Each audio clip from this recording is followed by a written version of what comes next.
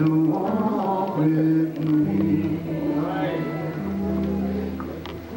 I want Jesus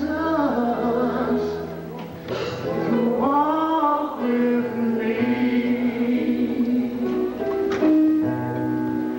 while I'm on this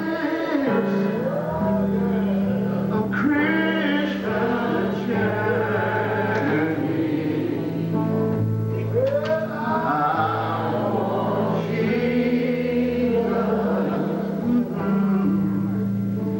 walk with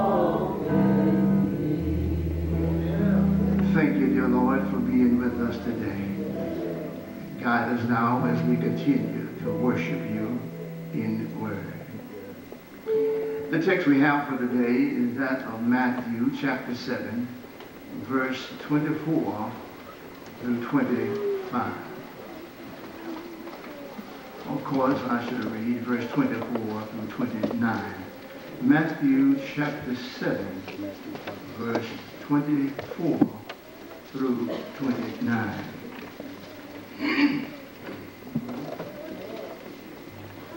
You walked with my mother,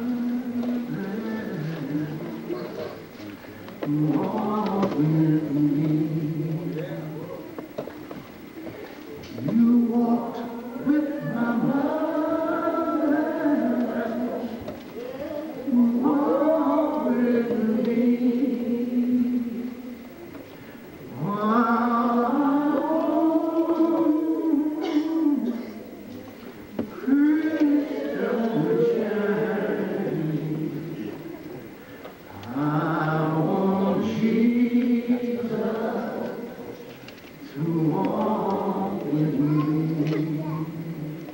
Matthew chapter 7, beginning with verse 24.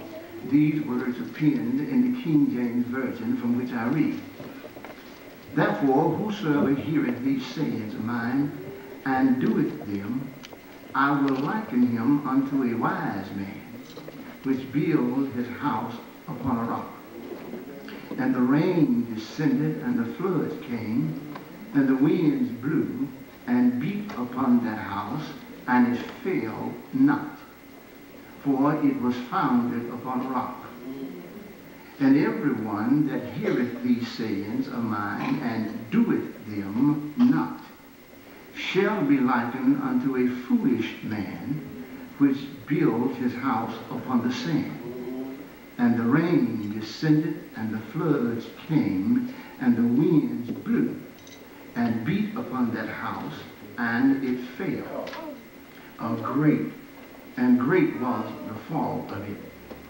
And it came to pass, when Jesus had ended these sayings, the people were astonished at his doctrine, for he taught them as one having authority, and not as the scribes.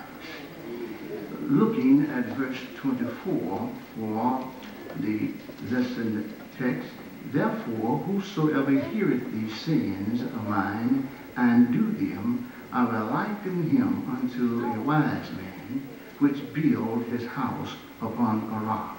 I want to talk just for a few moments, if you will, what the foundation of a stable life. The foundation for a stable life. The parable in this text teaches that spiritual foundation of one's life is crucial for the stabilized existence in an unstable world. Amen. A stable life is commonly interpreted by many to be a means of having a lot of stuff. It means, by some definition, that one has reached a certain status and a certain position in life, having financial soundness and respectful positions among the peers.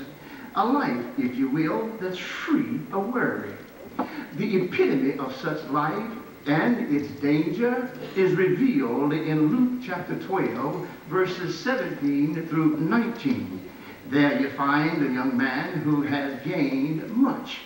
He had arrived now at a place and space in his life where he's able to say what a whole lot of us, I believe, were seeking to be able to say. He says, well, I can take my ease now.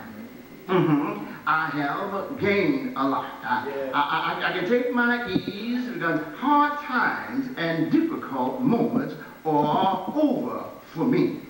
I can drink, I can eat, and enjoy myself, but I have built for myself a stable life. How many of you know that all that shine is not gold? You see, externally, many people appear to have a successful and well-established life. They appear. They appear to have a sound and stable lifestyle, but internally they are on their way to collapsing like an implosive building for which there is no more use.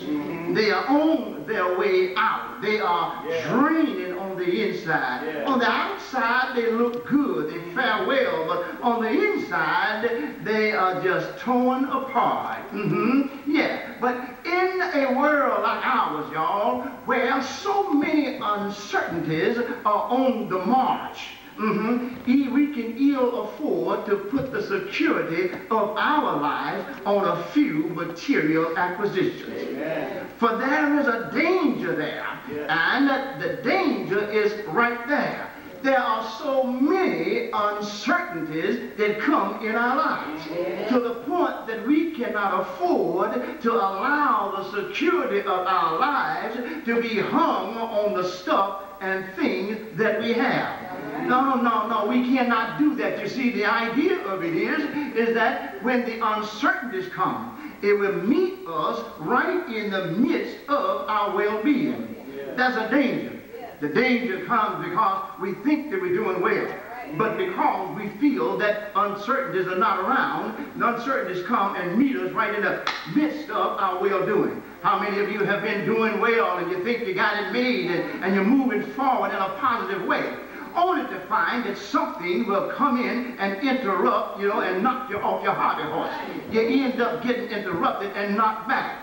These things happen. You see, there is the danger. Right there is the spot where the uncertainties meet well-being. In that crucial moment, in that space, in that place, in that juncture is where we find the absence of the most crucial structure that is necessary for building a stable life. I know you can't catch me because I'm moving too fast, but I'm going somewhere. Come here, let me tell you. Well, when you got it going on, when you have arrived at a place where you think you got it made, I need to tell you that there are some uncertainties that come in your life. And when you're doing well, and all of a sudden, bam, something smacks you upside the head. And then you're all, oh, I didn't know that could happen. I'm trying to tell you that point, at that time, at that place, that is when you find that the most crucial structure that is necessary to build a stable life is absent. Why? Because when you lose your stuff, when you find that your objective and your approach to it has been interrupted, what happens is you start putting your hair out. You start refusing to get out of bed. You stop bathing. You won't even go to work. Y'all ain't gonna work with me. You just get all discombobulated. Because stuff ain't going right. Well, I need you to understand that the only reason that this is happening is because the structure that is necessary for building a stable life is not in place.